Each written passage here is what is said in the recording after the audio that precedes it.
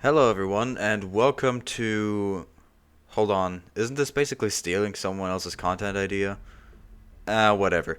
Welcome to Can I Beat XCOM 2 War of the Chosen using only EXVENT Officers in combat? Now this content idea originally I have from Drifter, who I will link below. He does these challenge runs and posts them on his YouTube channel, and he has done it with all the vanilla and Long War 2 classes so far, as well as some other challenge ideas, so do consider checking him out if you like this video.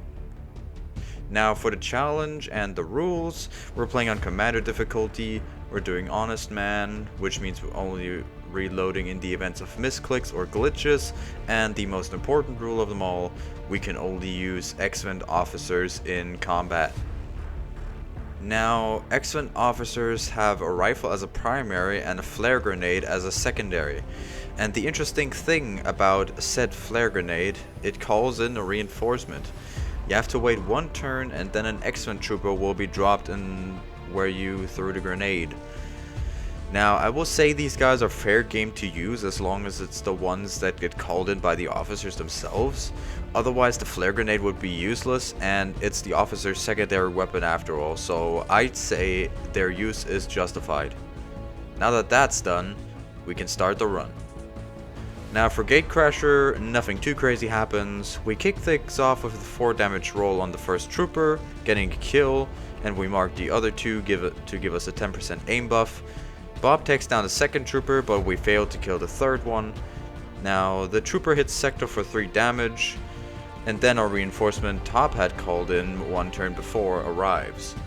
I decide to call in the other 3 reinforcements for the other pod and figure Top Hat and our reinforcement trooper will be able to deal with the single trooper. Now Top Hat has other ideas and misses a 61% shot, so that's nice, but our reinforcement trooper misses a 74% shot as well, so we fail to eliminate the first pod. The trooper does take a shot at Bob, but thankfully it misses and we get rid of it next turn. Top Hat takes down a trooper of the second pod, and I mark the remaining enemies and put the 4 extra troopers into Overwatch. All 4 troopers shoot at the captain and actually take it down. I did not expect it to work that well. The trooper goes on Overwatch and we run the gauntlet with an extra trooper, and Gun takes the last trooper down. The first guerrilla op is a destroy the relay mission in this modded subway station. We one-shot a captain and mark the trooper. Now, before Influx takes his shot, I call in 2 reinforcements, and it actually dawns on me what trade-off the call of our extra soldiers has. We have to essentially waste our attacks on the enemies to call in our reinforcements who take a turn to arrive. Advent drops in some reinforcements and we take down the captain. We call in our other 2 reinforcements and make sure to take down the other 2 troopers that came down with the captain. I actually have to hurry up because of the turn timer and accidentally activate both other pods of a sectoid and a trooper each. We take down a sectoid but fail to kill its accompanying trooper, and in turn it takes down one of our reinforcement troopers. The sectoid sets itself on fire and takes a shot at Gun and hits him for half his HP. We take down the relay on the last turn left, but we can only take down the sectoid, and the remaining troopers kill another one of our reinforcement troopers, and Gun also goes down. We then finish the troopers off next turn. I will admit that I did some bad plays there. Sorry Gun, you will be missed. Now, the next mission is a horde mission, and I throw down my reinforcements on the first encounter since the Lost are fairly slow to reach us and are melee only. The one turn later they arrive and we start booking it towards the VIP, and I notice here that timed missions will be a great adversary. The turn timer does run out, but we do rescue the VIP. We go back to the evac zone and I evac the VIP, but I leave the rest of the team to farm kills to get promotions. And Top Hat here just does not seem to want his promotion. He misses every second shot while others take their sweet time taking down the Lost. Even the troopers aim better than him. Speaking of the troopers, they get better with each promotion of the officer that called them in. Like the officer, they simply get slightly better aim and 1 plus HP, so we won't be stuck with stormtroopers throughout the run. Now, I evac 2 of our officers, and Top Hat finally starts hitting multiple enemies per turn. We finally evac the rest of the team, and everyone gets their promotions. Now, I opt to give our corporal, sector, and influx Air of Authority, which gives all squad mates 20 dodge and 10 defense when the officer is at full health, and half of that when the officer is wounded. I give Top Hat Flush, which will make an enemy ditch cover and run into open, and I give Bob Repress, which is a better version of Suppression. Now, our first retaliation mission is here, and our first chosen is the Warlock. His strengths are Watchful and Soul Stealer, which isn't the worst, and his weaknesses are Brittle and Skirmishers. Now, weirdly enough, he spawned very close to us. Now, I don't know if that is because of the modded map we're on, but I make a pretty bad play and set myself up in this hallway. The Warlock activates and he summons in a trooper, then he hits Virgil with a Mind Scourge, we revive him and then throw down our reinforcement, which is quite hard since we are positioned so badly. The Warlock mind controls Virgil, and this is very bad. Okayu lobs a grenade at the Warlock, and we have some of our troopers shoot at him, but we can't deal enough damage and he survives. On the enemy turn, the Sectoid raises a zombie. One of our Overwatchers takes down the trooper, which is good. The Warlock falls back a bit and goes for another Mind Scourge on Dante, and he surprisingly resists. Virgil thankfully only shoots the civilians, and we take no more damage this turn, surprisingly. We grenade the Warlock again and then take him down with some good crits. We take down the rest of the enemies and then grenade the Faceless to death, so we win the mission without taking any losses. On the strategical layer, I have started with a laboratory and the GTS, and we soon get our next guerrilla op, and I come up with a plan. I'll have one of our soldiers equip a flashbang to stun the first pod. I do this to have everyone else throw down their reinforcements. This will leave the enemies alive, but we hope they miss their attacks. So we put our plan into action. Bob flashbangs a priest and a stun lancer. We get an appropriate cover and throw down our reinforcements and give the enemies their turn. Now the priest misses, but the stun lancer hits but only grazes glaive, so the plan works with a risk. We take out the lancer, but the priest survives and puts Tabat into stasis, so we have to deal with it for another turn. The priest's next turn goes into sustain, and so it lives for yet another turn. It just does not want to die. The priest shoots and hits our trooper for an amazing 1 damage. We activate a trooper and a sectoid now. We grenade the priest and shoot the trooper for 7 damage crit. Quite an overkill. We then grenade the sectoid, and now Tapa needs to make a 74% shot to kill it. And he does. We kick things off on the general with a grenade, and he sets himself on fire while scrambling. We grenade it again and let it fall to the ground, so Bob can take a shot at the sectoid, but it survives on 1 HP. Now, I find myself in a little bit of a tough spot here. Half of our team is still stuck back where we had the first engagement, so we can't get them in range to attack. So we only have 1 attack left, and I decide to grenade the general and the sectoid. The fire will finish the general if it survives, and the sectoid is dead either way. Now we just have this remaining stun lancer to deal with, and it runs to hit glaive but stops midway and actually turns back around and fires at a trooper. I think the AI got reset when the stun lancer caught on fire, and I think I know why. Maybe the stun lancers can't use their lance when on fire, and when it ran and caught on fire the attack was aborted and the actions were funded. It was weird to me at first, but then when I looked at the footage again, I came up with the conclusion. So this one's another victory. Next mission is a rescued VIP mission in a lost city, and we are rocking magnetic rifles by now. And the good thing is that the troopers we call in also have mag rifles. This is a huge power buff. Now we encounter some lost, a mech and a viper, but we gun them down. We take 5 damage crit from a Lancer, and Glaive is only on 1 HP now, but we show the Lancer what we think of it next turn and take it down. We take down the accompanying Viper, and then we are all booking it to the evac after killing some more Lost. Another victory with no casualties. Next, Retaliations is up, and we have plated armor by now. And now the reinforcement troopers actually also partially benefit from the armor upgrade, since they have half more HP than what plated armor gives normally.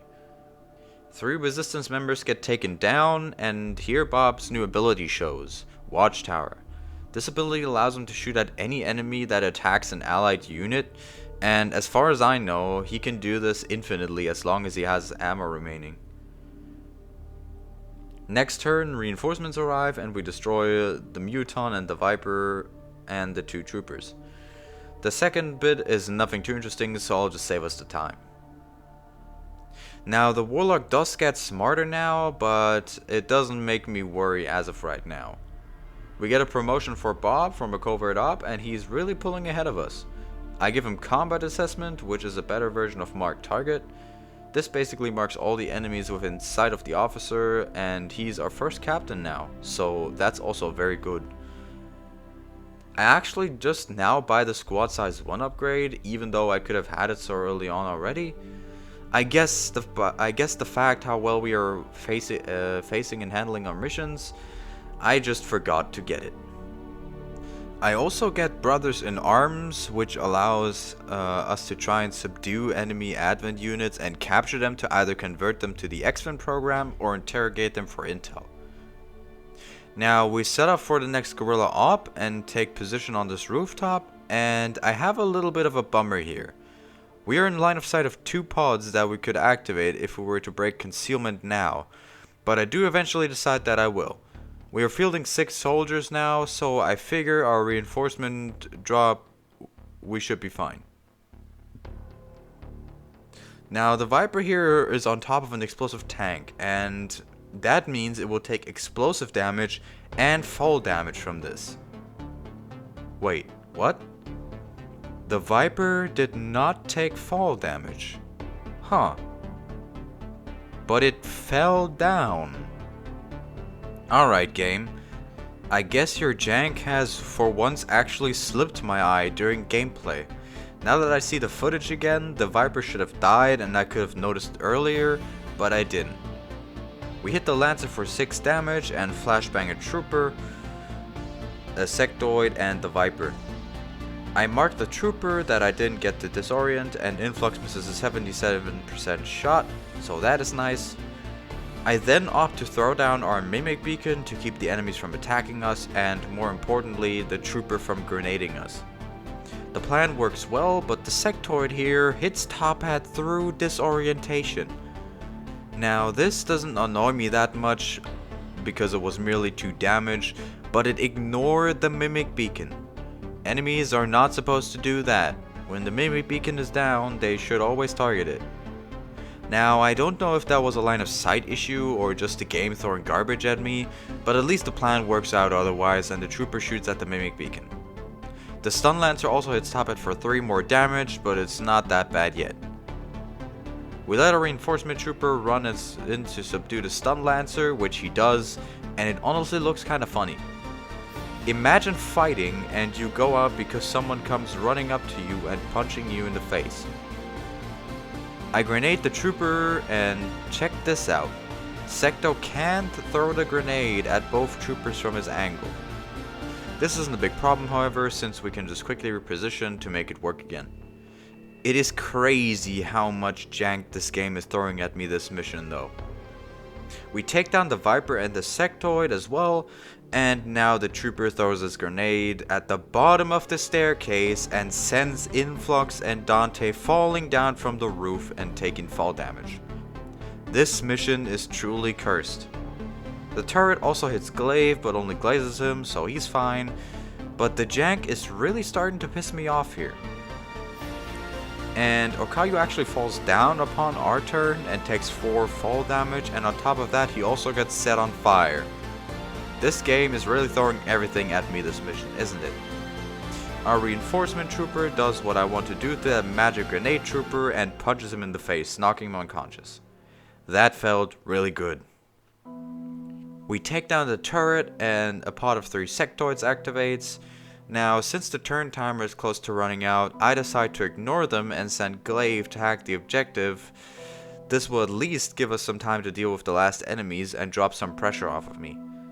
Now, I do not get to breathe as Advent drops in reinforcements in form of a trooper, lancer, and purifier. This mission really wants to test my limits. Glaive gets panicked by a sectoid, and he in response through his panic lands a shot on another sectoid, so that's nice. The sectoid, instead of shooting at my deliberately placed open trooper, goes on overwatch.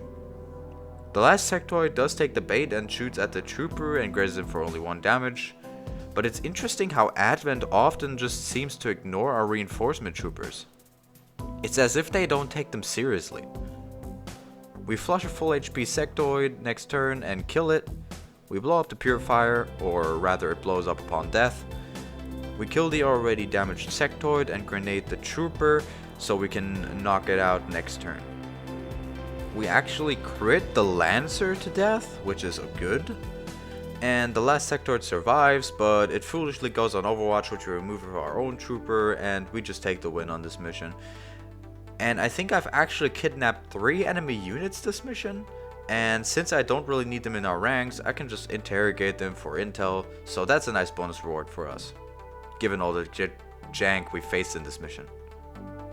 Thankfully the Warlock didn't appear in this mission, otherwise it would have been probably pretty bad for us.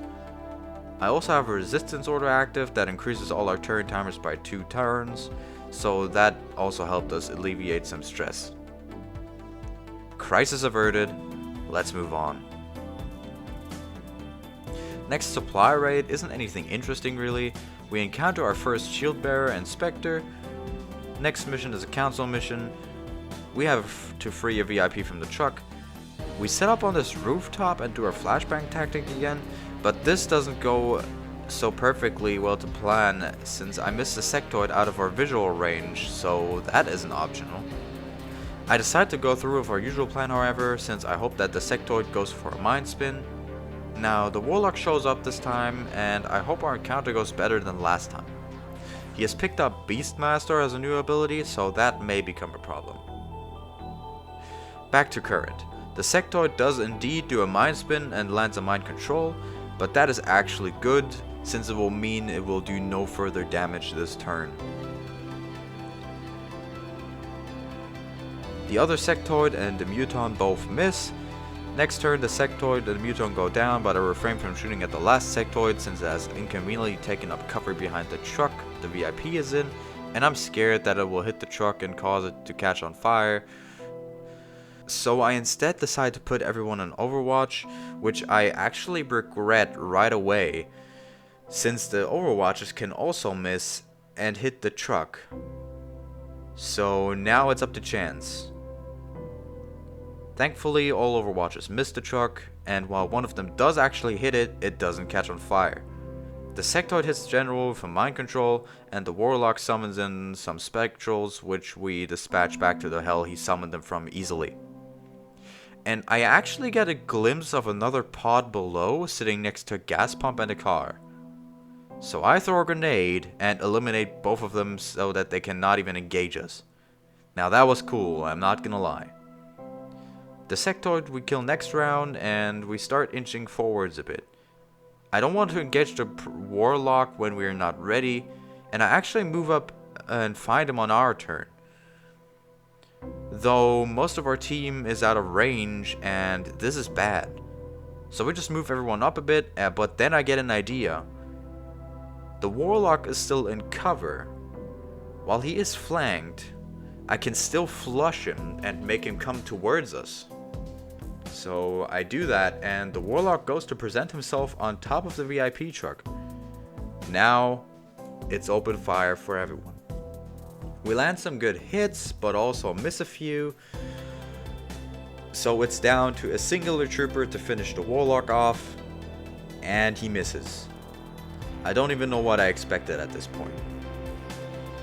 The Warlock summons in a Faceless and traps himself in stasis to summon 2 Spectral Lancers. Next turn we take out the Faceless and the Lancers, and we also eliminate the Warlock. 1 turn longer than it had to be, but okay. Advent drops in reinforcements a turn later, and we stay to farm the kills to get some extra XP. And check this out. I've actually downloaded a mod that allows reinforcements to drop in on land, and the animation is honestly pretty cool and well made. Some may call it not legit for the run, since they can only spawn on the sides of the map, but I think the reinforcements still spawn like they normally would, excluding if we are on the edge of the map. It's purely cosmetic and doesn't really change the gameplay, so I'd still call it like a fair game. If you don't, won't be able to change it. Now, the reinforcements themselves go down to our Overwatch ambush anyway, so they wouldn't have made a difference, whether they came from the air or the ground. We move everyone to the evac, and it's yet another victory. Now I decide to attack the Warlock stronghold. I wanted to wait until I had plasma rifles, but to get plasma rifles I need to get the Elerium research done, and to get that I need to research the mech breakdown.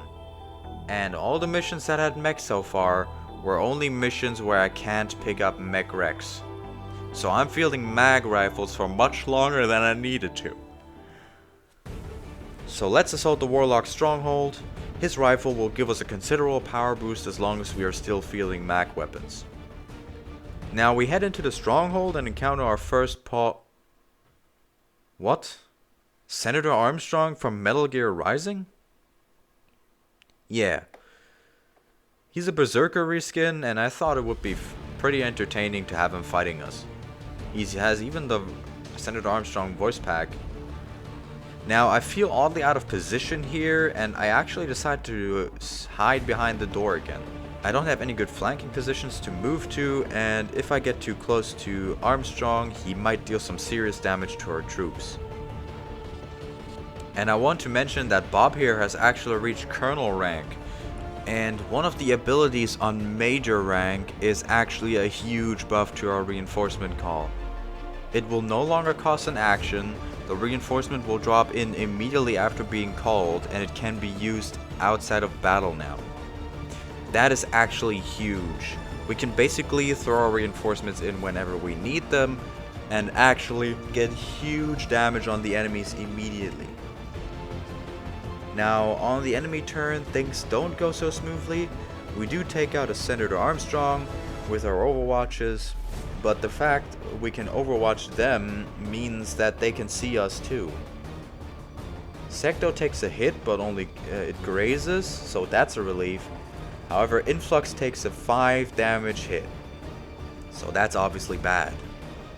On our turn, we knock out the Stun Lancer, mostly because I wasn't wanting to use up my ammo and didn't want to waste a 90% hit chance. We move up with Bob and actually get an execution on the Shield Bearer, which is the first execution of this run, and it left me a little baffled. We take out the remaining trooper and advance. We fight our way past some turrets and activate another pod with another Armstrong, and the activation cutscene is quite cursed. Now, we fail to kill Armstrong, and Virgil in turn gets hit for big damage and a stun, so that's annoying. Armstrong dies next turn, and a trooper as well, but the shield bearer survives, and he's simply too far away, and he hits Influx for big crit damage, leaving him on a single point of HP. And we show him what happens to aliens that give me a heart attack like that. We get another execution on a turret and advance. The pod inside the chamber surprisingly only consists of a Lancer and a Trooper. Now, we take the Lancer down with Overwatch and just knock out the Trooper before we advance into the Ascension Gate. Now, I waited deliberately with my reinforcements for this very reason. I want them called in the fight against the Warlock himself. Now, we encounter a Trooper and Armstrong. We flashbang and damage them both with our Overwatches and then call our reinforcements in. Armstrong attacks his allied trooper thanks to blind range from disorientation. and the trooper goes to Overwatch, which doesn't hit anyone. We take them both out next turn, and it's time for the Warlock. We kick things off with a grenade and blow up his cover, and then we basically unload everything we have. We take him down, and I hope that I can use the focus fire ability from Bob on the sarcophagus, but sadly I can't. Now, focus fire makes every unit target a specific enemy without costing them an action. They must have line of sight on them, however. On the enemy turn, 2 specters spawn, and I decide to focus the sarcophagus.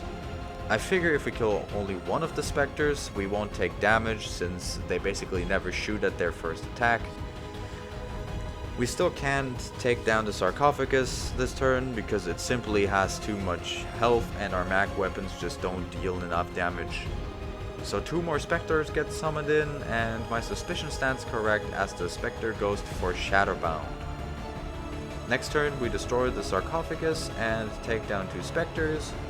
The Warlock spawns back in, and Influx takes another hit for 2 damage. Thankfully we healed him earlier. I use focus fire on the Warlock since he's posted up in full cover, and I have no real way to remove it from him, but he does take not nearly as much damage as I would have hoped. We take down the remaining Spectre first, and then try our luck shooting at the Warlock, and we get some pretty good hits despite him being in full cover. And this is actually surprising. We do manage to take him down due to Virgil landing a 48% shot to finish the Warlock. Well, this mission wasn't the easiest, we came out on top, and it really went much better than that other guerrilla op from before. Speaking of guerrilla ops, the next one shows up shortly after, and this is not good. I only have 2 soldiers that I can use to go in, and I expect the worst. I go with the usual play with the flashbang to at least even our numbers out a little bit. We have picked up plasma grenades, so that helps a bit. Pizza takes a hit for 1 damage, but no further damages this round. Next pot is a shield bearer, captain, and stun lancer. I decide to try and take down the stun lancer first and leave the shield bearer since it probably won't attack us and rather raise a shield. Now the officer marks Okayu and the shield bearer does indeed raise a shield, so that's good. Next turn, our trooper misses a 73% shot on the shield bearer, and Pizza misses a 78% shot, so it may live for another turn. I repress the officer and keep him from hitting Okayu, and he does miss. The shield bearer also misses, and next turn we finally take him down. The officer survives with 4 HP and decides to grenade us. We kill it next turn, and I'm forced to rush in for the objective to face the last pod, which is absolutely horrible. A Spectre and 2 Vipers. All enemies that can incapacitate our soldiers, so that is really bad. We hack the objective, and then I prepare to face the onslaught. The Spectre uses Shadowbound on Pizza, and the Vipers thankfully both miss their attacks. And next turn I decide to focus the Spectre, and we just cannot kill this thing, so it lives for another turn. Okayu gets hit for some damage by Pizza, and I decide to still focus the Spectre. It works out for us, and we get Pizza back, who grazes a 95% point blank shot on a Viper. One of our reinforcement troopers goes down to being strangled by a Viper, and said Viper binds Okayu and other Viper binds Pizza.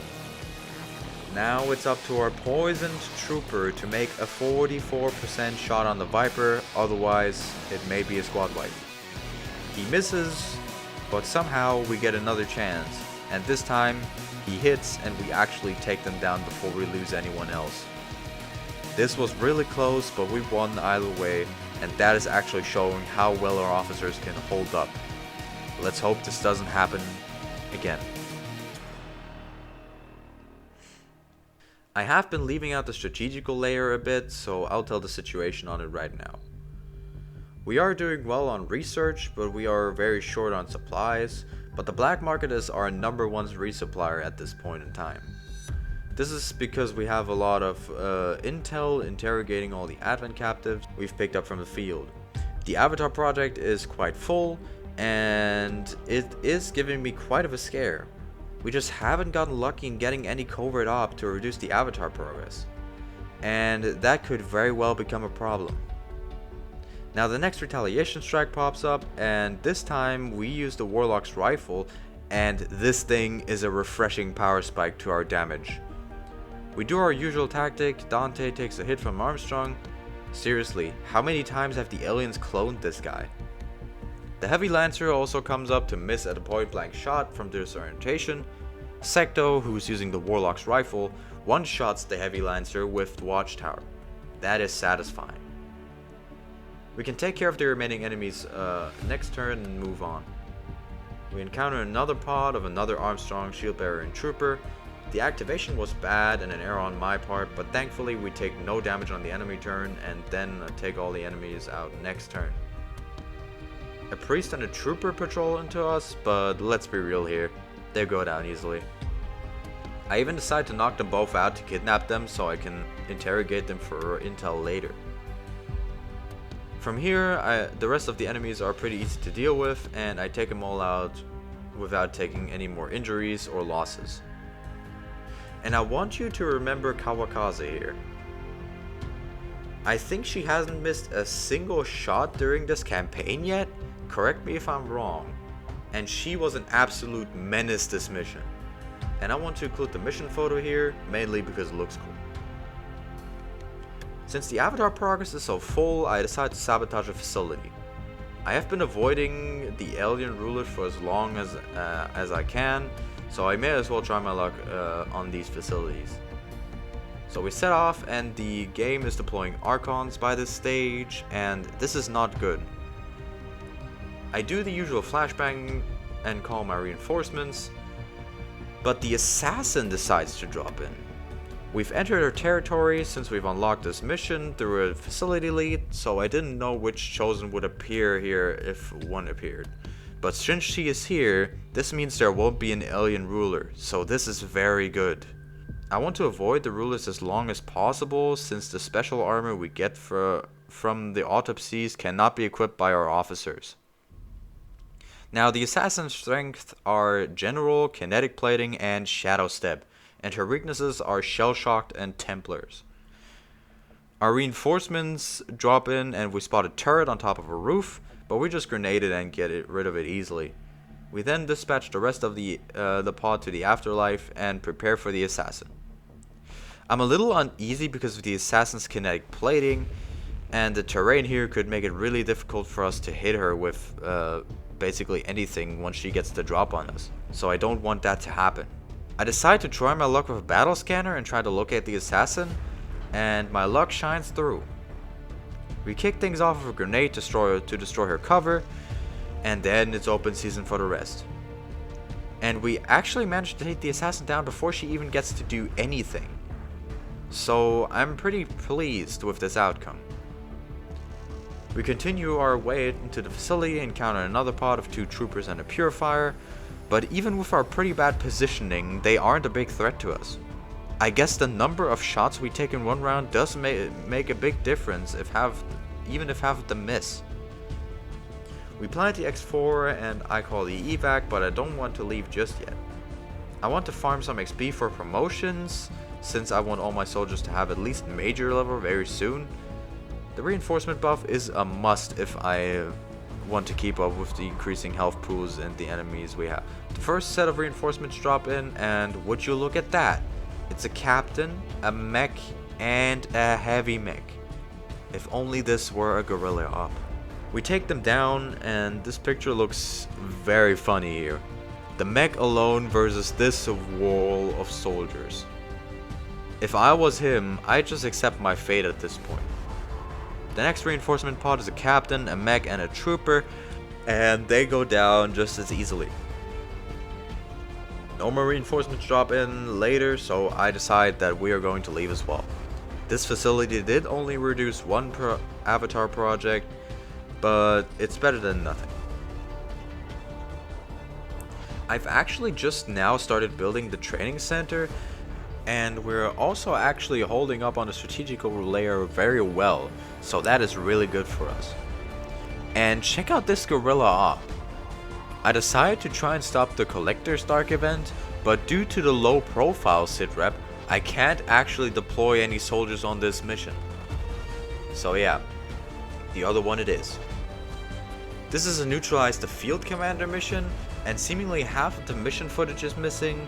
I don't know why. My only guess is that the recording stopped and I noticed it too late. I'll try to tell what happened in the mission from my own memory then. We found and took out the field commander, and I learned something. Advent and the Lost engaging each other actually makes my officers count as in combat despite us being still concealed. So we call in our reinforcements without ever having to engage them yet. I fall back a little to not get swarmed once we give up our concealment, but then I learned that calling in reinforcements does not break concealment. On top of that, the trooper that lands also has concealment. I was pretty positively surprised when I saw this, and it expanded my strategy horizon. The rest of the mission is relatively easy. We do get some wounded, but we survive, and judging by the fact that we only fielded 4 officers this mission, I'd say we handled ourselves quite well. Now the training center is finally up, and I decided to check the hidden abilities that we scored. Bob scored Serial and Untouchable, which are very good abilities. He also scored Blast Padding, and I decided to give him it since an extra point of armor is still pretty good. I give Dante Death from Above, Influx gets Deadeye, Glaive gets Blast Padding, Kawakaze also scores Serial, Secto gets Run and Gun, Top Hat gets a Salvo and Hail of Bullets. And I also give some of our soldiers Led by Example, which allows the first shot of a full mag to apply Rupture to a target. We get hit with an ambush mission, but we easily clear it, and we even capture some of the admin units. And I knocked this trooper into the water here, which is pretty funny. And we seem to just pick him back out of the water to capture him. We want his intel, and we want it now. Next mission is an underground mission, and we have to rescue a VIP. We encounter an Archon and 2 sectoids. We do the usual flashbang reinforcement strategy and dispose of the enemies, so I'll just skip to the ambush part, which is actually maybe somewhat interesting. I actually don't need to say much. We dominate the ambush and knock out everything that survives, so we get some extra intel. And look at how much intel we have on the strategical layer. Over the span of the last 3 missions, we have gained over 150 intel. That's actually huge, and most thanks to captures. The next supply raid is up, and we actually built a Skulljack by now, so we are ready to Skulljack ourselves a captain. Let's do it. The mission starts per usual. We flashbang the first pod of an Archon and 2 sectoids, then call in our reinforcements, and then we send the pod to the gates of Alien Hell. Second pod is an Archon, Purifier, and Stun Lancer. We knock out the Purifier and kill the rest of the pod, and then the last pod, a Shield Bearer, a Trooper, and a Captain. Target acquired. Let's keep the Captain alive for a turn so we can deal with the rest and then Skulljack it. Oh. Yeah, turns out my troops didn't want to have any of that and just took out the Captain with the Watchtower ability. These guys are getting too powerful for their own good. We cleared the mission nonetheless, just without us Skulljacking a Captain. Next Guerrilla Op, the game is deploying Andromedons. And this is really bad. Our mag weapons deal 5 to 7 damage, and the Andromedons have 18 HP and 4 armor. We can effectively only deal 3 damage each attack, and we can't forget about its second form.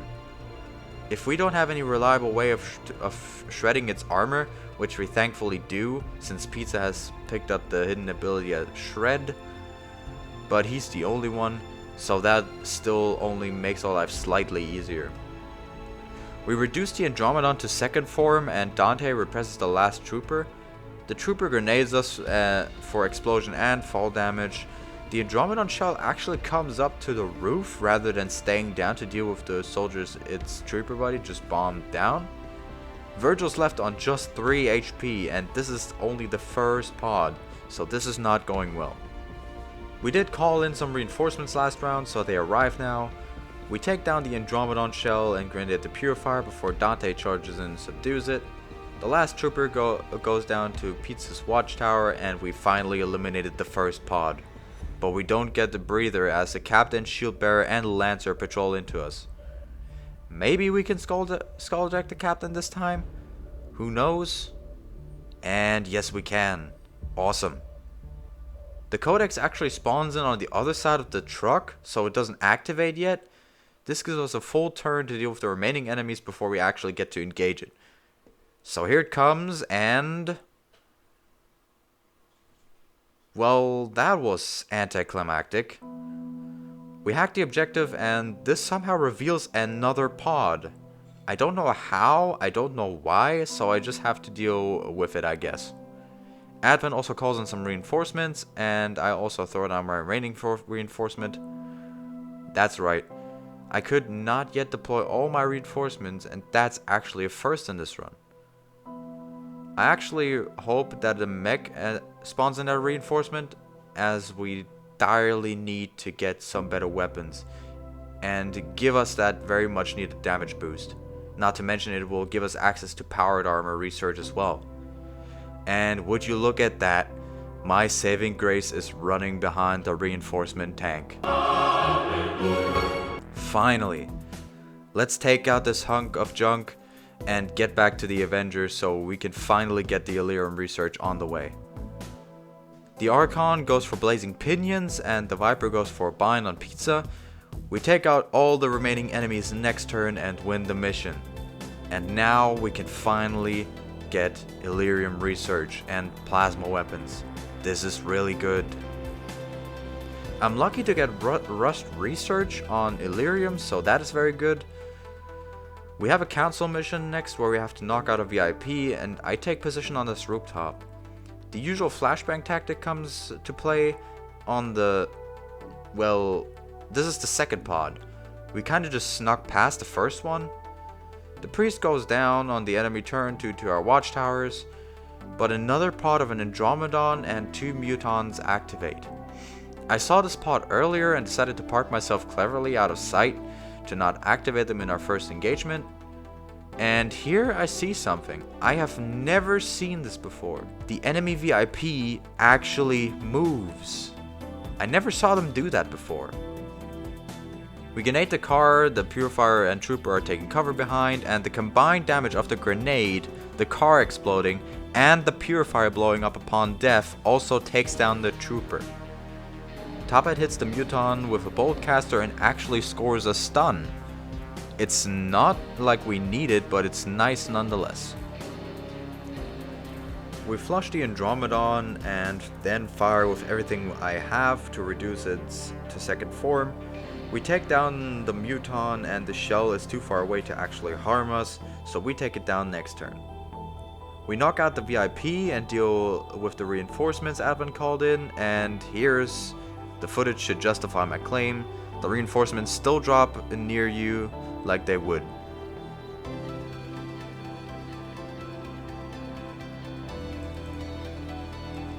We are so close to getting plasma rifles, but then the game hits us with a retaliation strike. This game just does not want to anything good for me in this run, now does it? There's nothing too interesting, so I'll just skip the mission.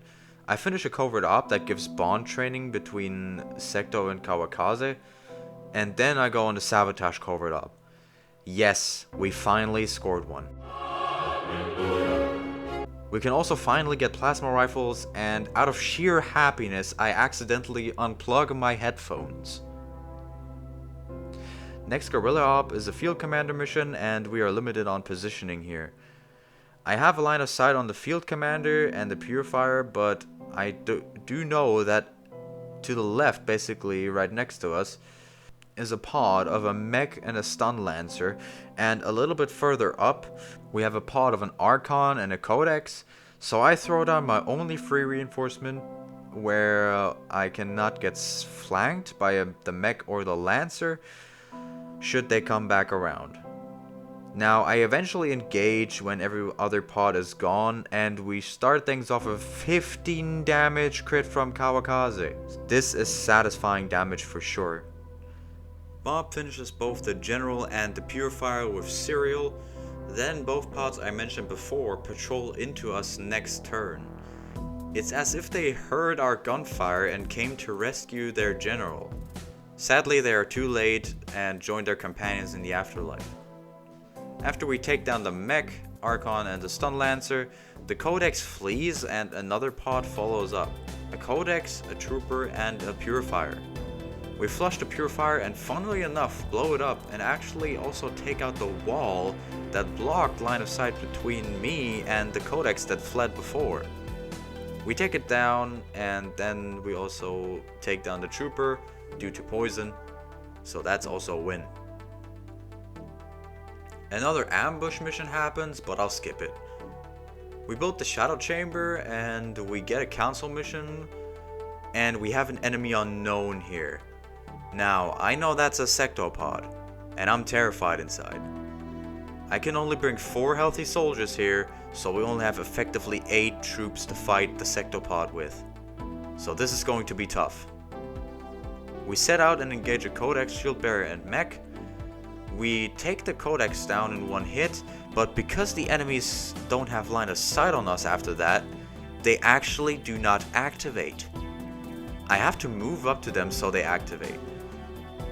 I don't know if they were just in shock from their Codex buddy dropping dead right next to them or something, but it was weird. We throw our reinforcements like we always did, and we do take a hit from the mech, but we retaliate with 2 watchtowers and we rupture the mech with one of them. The shield bearer just raises a shield, we take down both the enemies next turn, and then... I don't want to move up. There's a scary thing somewhere. A stairs? What? A scary thing?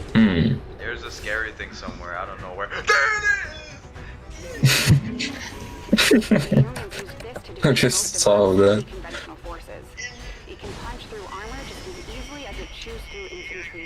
Oh boy, here we go. We start things off by rupturing the sectopod, then Pizza lobs an EMP bomb at it. Okayu hits it for 11 damage due to AP rounds, and then look at the damage Kawakaze does to it with EMP rounds and rupture. We actually just take it down this easily. Now, I don't know if I just remember sectopods being more scary in the past, or I just forgot how easily I can deal with them, but this was really easy. We take down the accompanying trooper and the shield bearer runs away. We then move in to knock out the VIP. We encounter another pod of a mech, shield bearer, and purifier, and the shield bearer we damaged before. On top of that, however, Advent calls in reinforcements, so they're also going to be a problem once they arrive. This is looking bad. We only managed to take out the already wounded shield bearer and the purifier. We just aren't in a great position to do more. Advent reinforcements drop in form of a captain, a trooper, and a shield bearer. So now we've got our hands full. I hope the mech doesn't go for its missiles, and it looks pretty good as it goes onto the roof and flanks our reinforcement trooper. Wait, what is it doing? What? Wait, how the fuck do you do that? You fucking cheating bitch! This metal junk pile just shot its missiles through the roof to damage our troops. I'm sorry, it didn't even shoot through the roof. You can clearly see the splashes are on top, and yet my troops inside are taking the damage. That is utter garbage. I can't with this game sometimes. Okayu is left on 2 HP, but thankfully the shield bearer only raises its shield, so next turn we get Okayu a little bit further away from the action so he doesn't get shot. I leave one of my reinforcement troopers that is already wounded out of cover and take out the shield bearer, and now you will get something satisfying. Take that, asshole. Yeah, how does that feel, bitch? Take that, you cheating rust bucket. One of our troopers hits the captain for 9 damage and Pizza finishes the mech. I take a lucky shot at the captain but miss as I presumed, and now we have to survive the attack of the remaining troops. The officer marks Okayu, and now I'm sweating. They want him dead. The shield bearer only raises a shield, and the trooper thankfully instead of shooting goes onto Overwatch. We're starting to run out of turns, so I'll run the Overwatch with our trooper carrying the VIP. He's on full damage and the enemy trooper doesn't do 8 damage. So the trooper hits for 6 damage, but our trooper survives and evacs the VIP. Now I could try to run everyone else to the evac as well, but I won't make it in one turn, and Okayu still is marked, so to lessen the chance of him getting targeted, I need to take out the captain. So I move up with Tycoon and then flush the captain. Kawakaze then hits the final blow on this guy for 15 damage crit, and I think blue screen rounds actually ignore the shield bearer's shields. I take a shot at the shield bearer of Okayu, hoping that it will die, but sadly he misses. I then shoot at the trooper and Pizza scores a clutch execution, and we knock out the capture the remaining shield bearer of our troops.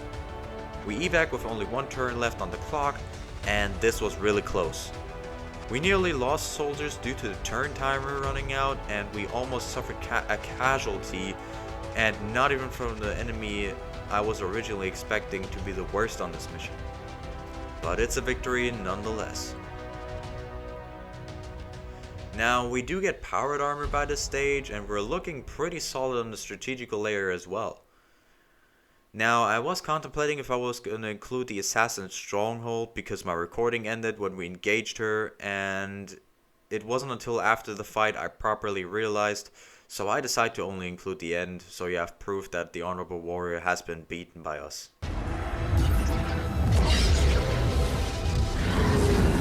Amen. You have fought well, XCOM. May you reclaim this world for your own.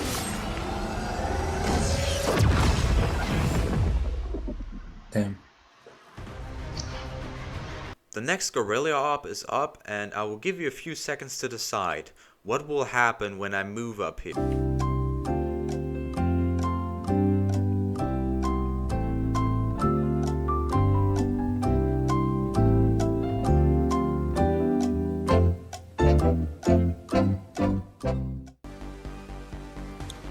Oh, hello! Why, hello?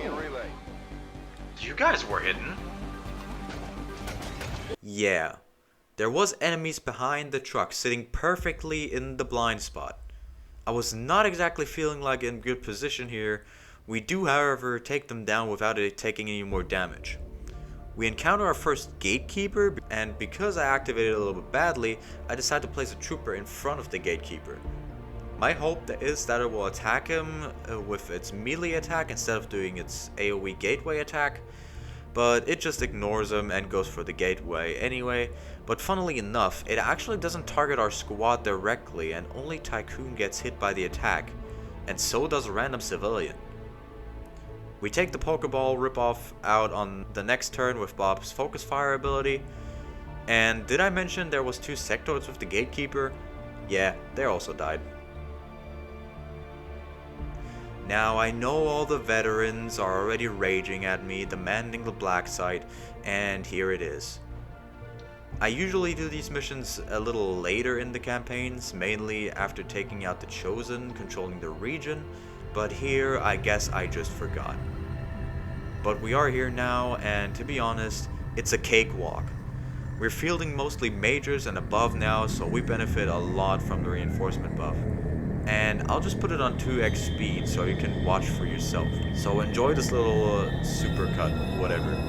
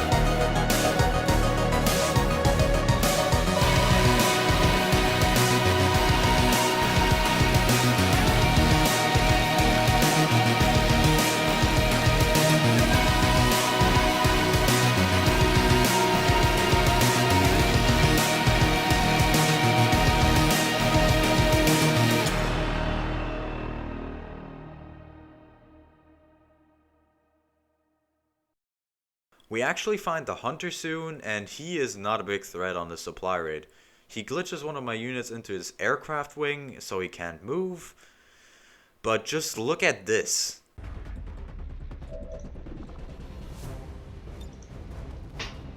Strange identity. Ah, of course you're disoriented. Don't be disoriented, I do not like that. Disorientation is not good. 20%. I think you can still hit quite well.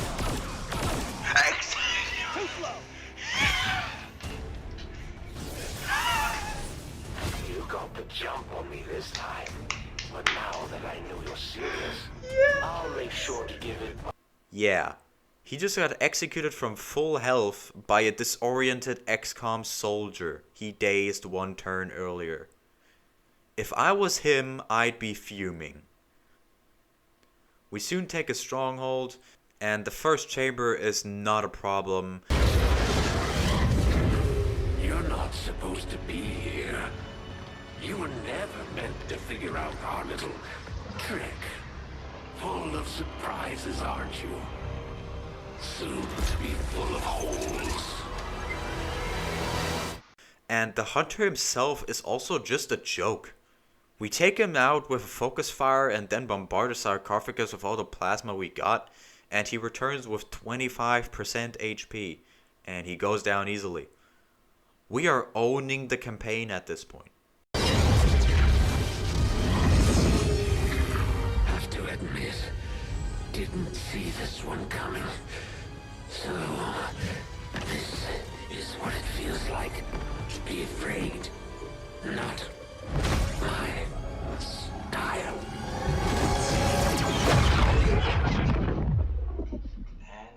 Now, we do actually lose a mission later due to a gatekeeper, and another mission because of a purifier that blew up the objective. This really hit us hard. I was not in a good mood after this. Though I did pick up the galvanize ability in the training center, and what it does is giving all ally members in a certain radius an extra action. This actually transfers all the remaining actions of the officer. Say you have 5 other officers around the officer that uses galvanize with the 2 abilities left. Every officer around this officer gets also 2 more actions, and this effect stacks. I figured this out in the guerrilla op, and just check it out. My reinforcement trooper can move across the entire map. This is extremely powerful and broken, and I end up not only beating the mission in 3 turns, but actually capturing 5 advent units. That's half of the enemies in this mission. And it gets even crazier as I actually complete the gate mission in 1 turn with no burrowed chrysalids. No cheating, just abusing this overpowered ability. I'm actually thinking about doing an edit here, but this would just be glazing it a little bit too much on myself. Nah, screw it. Just enjoy us absolutely murdering this mission with this edit.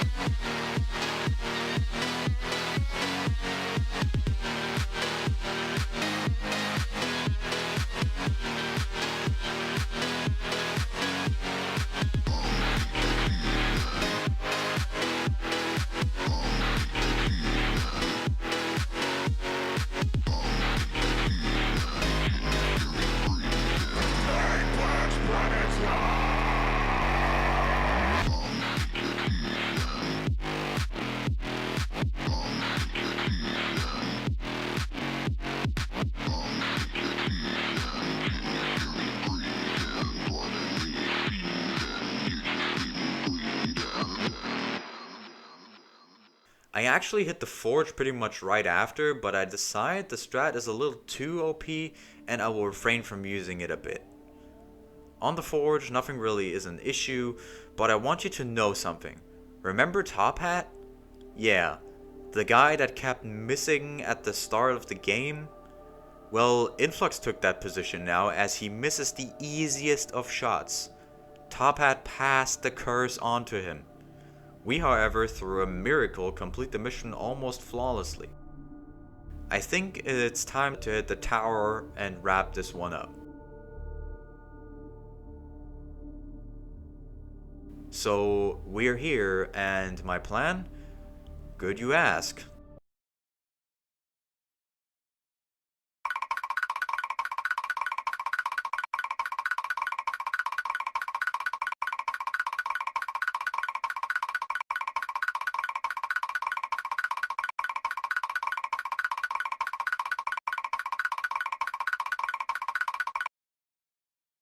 Yeah, we can just do that and skip immediately to the final mission. I am not feeling like doing the tower mission. While the aliens struggle to contain our world, we're gonna make a move on theirs.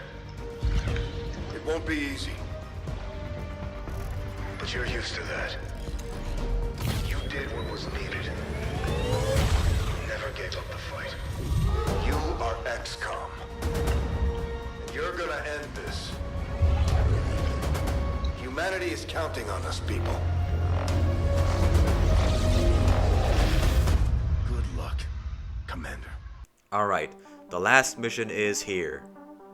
The Commander's avatar is not allowed to be used in this run since he isn't an EXVENT Officer or a Trooper that the EXVENT Officers can summon in. So go into the quiet corner and think about victory, I guess. First pod is an Andromedon and 2 Codexes. The Andromedon is easy food for Kawakaze and Secto, who do a dual strike, sending it into second form. We then take it and its Codex buddies out easily. Next pod is a Gatekeeper and 2 more Andromedons. How many of these things does the game want to throw at me this mission? We take the Gatekeeper out with a chain shot from Secto, scoring an execution. Peter scores another execution on one of the Andromedons, and we take out the rest of the pod. I did have to call in one of my reinforcements to guarantee the last shell's death, but one less soldier in the final chamber should be fine. Next pod is a bunch of Lancers, and they die easily. Then we are faced, however, with 2 Archons and 4 Codexes. But I actually just run Kawakaze into a flanking position and hope she doesn't reveal anything. And she doesn't. Beautiful. I then use teamwork with Secto, and then she uses Serial and one-shots every single Codex, and she damages one of the Archons. Secto then chain shots the other Archon, but it survives on 2 HP. Our Trooper then takes out said Archon, and we also manage to kill the other Archon that turn and move on. Influx actually misses the shot to kill the last Archon, but thanks to the stock, he still kills it. He is really becoming the early game top hat at this point. We encounter an Archon and 2 Mutons, but they are easy kills. Now, we encounter a pod of 4 Vipers, and for whatever reason I panic and actually use one of my Galvanizes. Now, the Vipers really aren't dangerous since now Kawakaze had actions again, and just eliminated them with Serial. She is truly our deadliest soldier. And I did feel kind of stupid there. Time for the last pod of the chamber. A Sectopod, 2 Mutons, and 2 more Andromedons. The game just does not want to leave me alone with these things. I think we've encountered 5 on this final mission, and 1 also appeared on the network tower if I'm not wrong. We take out the Sectopod with focus fire. Kawakaze and Bob each take down a Muton. We rapid fire the Andromedon and reduce it to second form with Pizza. Influx reduces the other Andromedon to second form as well, and since I figured that I won't be able to take it down fully this turn, I place my Trooper to bait the punch. I do, however, manage to take down the other Andromedon shell, And on the enemy turn, it works just like I hoped, and we bait the attack of the Andromedon, and it even misses. And Pizza actually executes it through Watchtower reaction fire. These executions are crazy. Time for the final chamber. I throw down all my reinforcements and then engage. The first avatar and its bodyguards are a joke, and we take them down easily. And I decide to divide my squad into two groups so that I can have both sides of the chamber under control. The first reinforcements are a pod of chrysalids and a pod of vipers. The chrysalids die easily, and Influx misses yet again, but again kills due to the stock. Either he's deliberately doing that or he's enjoying stupid luck. The vipers also aren't a problem, and we even have actions left to spare to go on Overwatch for the next reinforcements. The second avatar spawns on Sectos and Kawakaze's side along with 2 Mutons and 2 Spectres, and a pod of Sectoids spawn with the others. We grenade the avatar and the 2 Mutons since they clustered up close together, and the avatar actually teleports closer to us, so we flush it and take it down with another focus fire. Never mind. It teleports, but we take it down with Influx easily, so only one left now. We take down the Sectoids and Mutons and reduce one of the Spectres to 3 HP. And that one goes for Shadowbind, so it's dead, guaranteed on the next turn. The other Spectre just vanishes, and turns out that one of the Sectoids was still alive, but it only raises a zombie, and it reanimated the avatar. Yeah, this is not how the game works, buddy. And the avatar is also bald now for some reason. I think Influx's headshot just ripped its hair off. A pod of 3 more Vipers drop in, but they are hardly a problem. Our trooper misses a 97% shot, phenomenal. The next 2 troopers graze both their shots, and I decide I have played enough and go for Zero with Kawakaze, and she wipes them all out.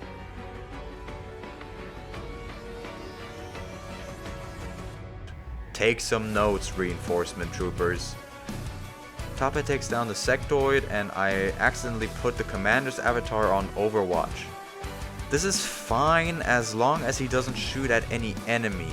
Otherwise, I'll have to reload my turn, so fingers crossed.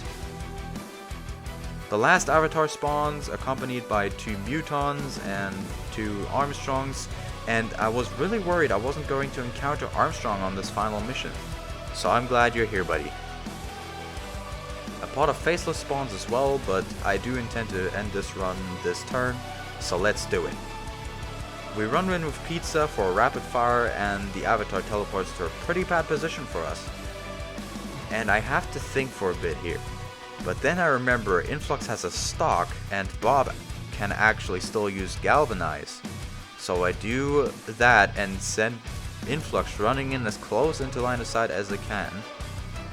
Whether he hits or misses, the avatar will teleport to a hopefully better position. It does indeed teleport to a better position, and Kawakaze gets the final shot, finishing the campaign. So there you have it. I can indeed beat XCOM 2 War of the Chosen using only EXVENT Officers in combat. We had some major difficulties during the early game and mid game, but once we got plasma weapons and a few majors in the campaign, we actually dominated it. A big problem was also the unlock with the mech spawns on missions, otherwise we would have had it easier earlier. But whatever, a victory is a victory, I guess. So with that, I hope you enjoyed this run, and I know I certainly did. And if you did as well, drop a like and show me. I would love to make more XCOM videos like this, and I probably will. Check out Drifter as well, and I will see you in another video.